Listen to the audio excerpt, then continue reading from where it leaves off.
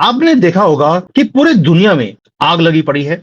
UK को take over कर लिया और इसलिए मैं बोल रहा हूं कि इस्लाम का अंत आने वाला है। और ये मैं नहीं बोल रहा। क्या पाकिस्तान का जो न्यूक्लियर प्रोग्राम है इसको इस्लामिक बॉम्ब भी कहा जाता है। पाकिस्तान हमेशा इंडिया और इजराइल से डरता रहा है। और ये अंत कब होगा? ये होगा 2030 और 35 के बीच में। और आपको मालूम है कि बहुत प्रोफेसीज हैं, नोस्ट्राडामस की भी हैं, कि एक रिलीजन है जो खत्म हो जाएगा।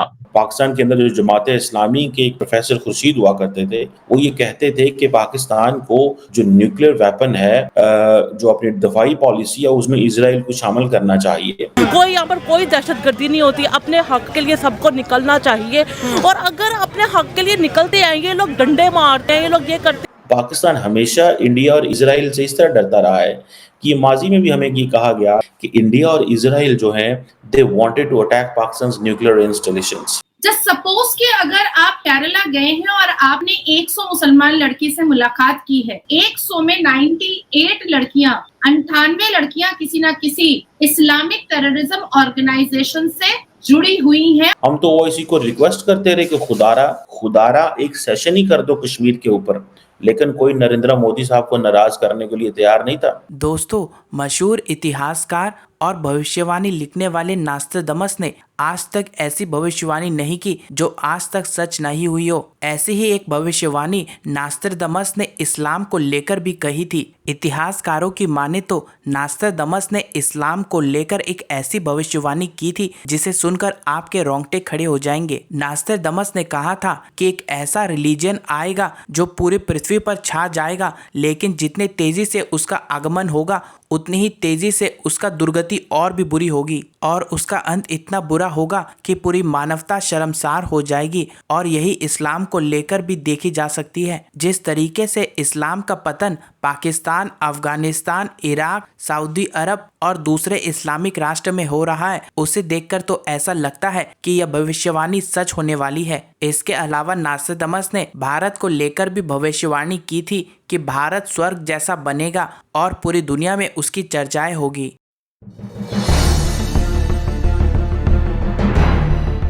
आपने देखा होगा कि पूरी दुनिया में आग लगी पड़ी है। यूके को टेक ओवर कर लिया, बांग्लादेश को टेक ओवर कर लिया, पाकिस्तान को, अफगानिस्तान को, और 56 कंट्रीज में ये कॉकरोच फैले हुए हैं।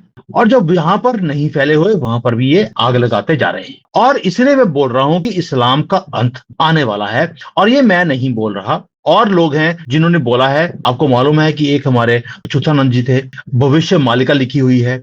इस्लाम की अपनी किताबों में भी इनका अंत लिखा हुआ है, और वो दिन बहुत दूर नहीं है। हमने राम मंदिर को बनता हुआ अपनी आंखों के सामने देखा है, अपनी लाइफ में देखा है। इस्लाम का अंत भी हम अपनी लाइफ में इसी जन्म में देख कर जाएंगे।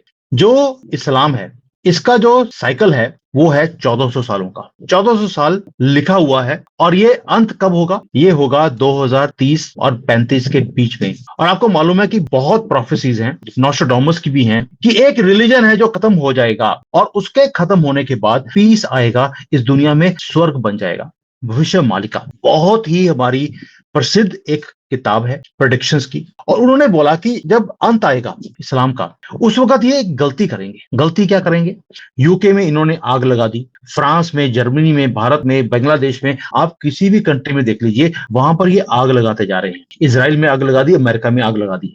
यानी कि इन्होंने आखिरी वक्त पर सारी दुनिया की कंट्रीज में इन्होंने आग लगानी शुरू करनी है। कलेक्टिवली ये अब टेक ओवर करने की कोशिश करेंगे, और दुनिया जो है वो भी कलेक्टिवली इन कॉकरोचों का अब पेस्ट कंट्रोल करना शुरू करेगी। ये भविष्य मालिका में लिखा गया है। यूके जैसी कंट्री, उसको इन्होंने बोलना शुरू कर दिया, वहां की लोकल पॉपुलेशन को, आप यहां से बाहर निकले, अब ये कंट्री हमें बिलोंग करती है। अब वहां की जो क्रिश्चियन कम्युनिटी है वो सड़कों पे आ गई है, वो इनको उसी भाषा में जवाब देती है। उन्होंने भी चाकू निकाल दिए, जहां पर ये कॉकरोच दिखता है चाकू से मार देते हैं। और भारतीय जो है वो तो बताइए आपको कि चप्पलें उनके हाथ में होती हैं, चप्पलों से हम कॉकरोचों को मारते हैं। बचपन से हम चाकू चुकू यूज नहीं करते। गोरों ने वहां पर चाकू निकाल लिए हैं और इनको मारने शुरू कर दिए, जैसे ये कर रहे हैं। इसलिए इन्होंने तड़पना भी शुरू कर दिया है कि देखिए ये तो एट्रोसिटीज हो रही है हमारे साथ, ये जो हमारे साथ हो रहा है ये तो गलत हो रहा है। अब इन्होंने वहां पर शक्लें बनानी शुरू कर दी, लेकिन इनकी अपनी गंदी किताब में लिखा हुआ है कि अंत में इनका खात्मा होगा ही होगा और ये नर्क में जाएंगे। मैं क्यों बोल रहा हूं ये नर्क में जाएंगे, क्योंकि उसमें लिखा है कि जिन्होंने गलत काम किए हैं वो सारे नर्क में जाएंगे। ये तो कोई अच्छा काम करते ही नहीं। और इनकी किताब में ये भी लिखा हुआ है कि आपने अगर गलत काम नहीं किए तो अल्लाह खुश नहीं होगा। यानी कि अल्लाह को भी मालूम था कि ये राक्षस मैं पैदा कर रहा हूं और ये राक्षसों का अंत ऐसे ही होना है। इनसे सिर्फ गलत काम करवाए जाए ताकि इनको सबको परमानेंटली नर्क भेजा जाए और दुनिया में जो अच्छे लोग हैं वो स्वर्ग में रहे, वो भारत में ही रहेंगे। पाकिस्तान हमेशा इंडिया और इजराइल से डरता रहा है। पाकिस्तान हमेशा इंडिया और इजराइल से इस तरह डरता रहा है कि ये माजी में भी हमें ये कहा गया कि ये हमारी अखबारों में भी लिखा गया, पाकिस्तान की किताबों में भी लिखा गया और पॉलिटिशियंस ने भी ये कहा कि इंडिया और इजराइल जो हैं they wanted to attack Pakistan nuclear installations. ये बात 90s की है कि अगर पाकिस्तान की न्यूक्लियर इंस्टॉलेशन पे हमले कर दें तो पाकिस्तान का न्यूक्लियर प्रोग्राम ही खत्म हो जाएगा। जबकि आपको पता है कि ओआईसी जो है वो पाकिस्तान जब इंडिया ने कश्मीर का स्टेटस चेंज किया था तो ओआईसी तो हिली भी नहीं थी। हम तो ओआईसी को रिक्वेस्ट करते रहे कि खुदारा एक सेशन ही कर दो कश्मीर के ऊपर, लेकिन कोई नरेंद्र मोदी साहब को नाराज करने के लिए तैयार नहीं था। कोई मुल्क नरेंद्र मोदी को नाराज नहीं करना चाहता था। कोई मुल्क डॉक्टर जयशंकर को तैयार नहीं। मुसलमान मुल्कों में, छोड़े बाकियों में, मुसलमान मुल्क, तब से तो पाकिस्तानियों का ओआईसी से ईमान ही उठ गया है कि ये किसी काम की नहीं है। एक बात ये जरूर ठीक है कि पाकिस्तान का जो मिसाइल सिस्टम है वो इंडिया को जो है वो हिट करने के लिए, मतलब हमारा जो मिसाइल सिस्टम है वो इंडिया का जो आखिरी जो कोना है उधर भी साउथ तक जाने की सलाहियत रखता है और इर्द गिर्द भी जहां पे पाकिस्तान चाहे वो अटैक कर सकता है। लेकिन पाकिस्तान ने अपनी डिफेंस पॉलिसी में सिर्फ और सिर्फ इंडिया को रखा है, किसी और को नहीं रखा। आपको पता है, मैं अगर आपको थोड़ा सा पीछे लेके जाऊं, जो पाकिस्तान का बॉम्ब है इसको इस्लामिक बॉम्ब भी कहा जाता था। मुझे आज तक समझ नहीं लगी कि बॉम्ब तो कोई ये नहीं कहता हमारा हिंदू बॉम्ब है, कोई ये भी नहीं कहता कि हमारे पास ज्यूश बॉम्ब है, कोई ये भी नहीं कहता कि हमारा जो बॉम्ब है वो क्रिश्चियन बॉम्ब है। तो ये पाकिस्तान के बॉम्ब को क्यों इस्लामिक बॉम्ब कहना शुरू कर दिया?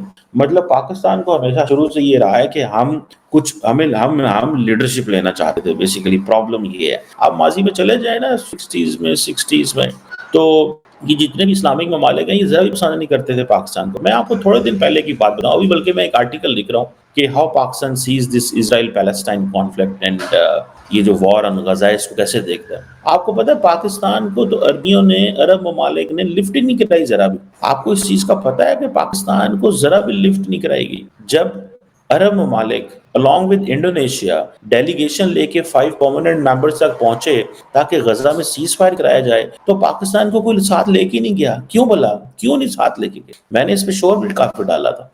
क्यों नहीं लेके गए? इसलिए नहीं लेके गए कि अगर साथ लेके गए तो ये कश्मीर की बात करेंगे।